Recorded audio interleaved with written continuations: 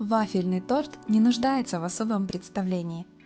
Только представьте этот вкус в сочетании со сгущенкой и орешками.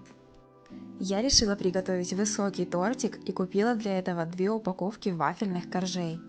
И самый главный ингредиент это, конечно же, сгущенка. Для этого рецепта понадобится как сырая, так и вареная. Варила я сгущенку накануне, около 3 часов на маленьком огне. Вода всегда должна покрывать банки, чтобы сгущенка не взорвалась. В креме всего лишь 2 ингредиента – вареная сгущенка и сырая. Сливочное масло я не добавляла. Именно поэтому тортик получится более легким. Многие в этом рецепте используют ириску, но с ириской этот тортик приобретает совершенно другой вкус. А это, как говорится, дело вкуса и настроения. Возможно, в следующий раз я захочу добавить в этот крем сливочное масло. Пропорции сгущенки я оставлю в описании под видео. А теперь приступаю к сборке тортика. На каждый корж я выкладываю по 2 столовые ложки сгущенки. Сначала для размазывания я использовала ложку, но ей не совсем удобно, потом я взяла вот такую силиконовую кисточку. С ней максимально удобно работать.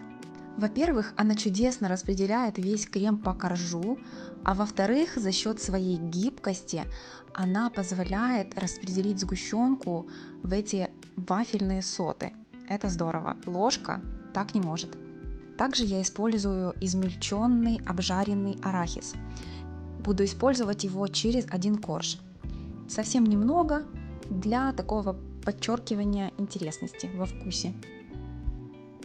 Накрываю следующим коржом и вот так слегка придавливаю, придерживаю руками. Руки обязательно должны быть чистыми, конечно же.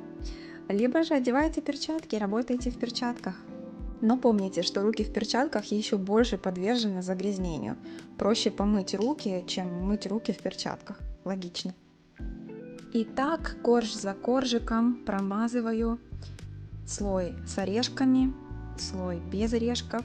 И пошло-поехало до конца.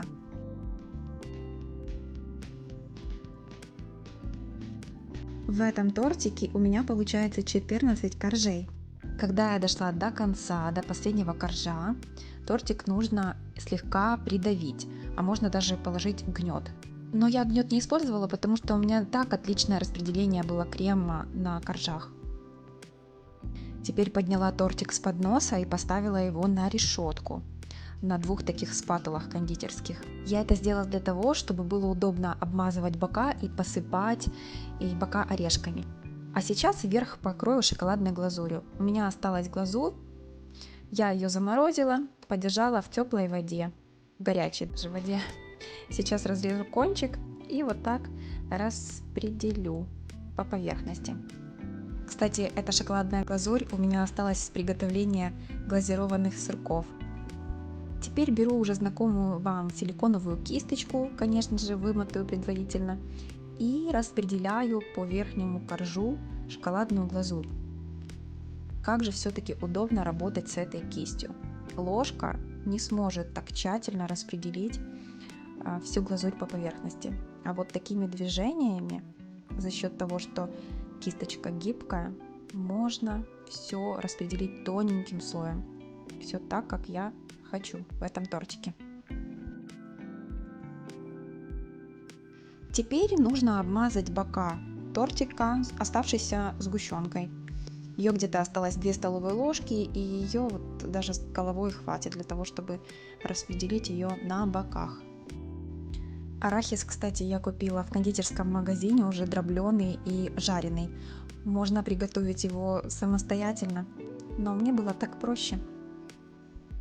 Вот для чего нужен был поднос и такая возвышенность, чтобы орешки падали на поднос, а потом можно было их легко дальше использовать. Посыпаю орешками, слегка придавливая к бокам. И вот для чего нужны были вот эти вот 2 кондитерские спатулы. Я сразу же перемещаю тортик на тарелку. Очень удобно.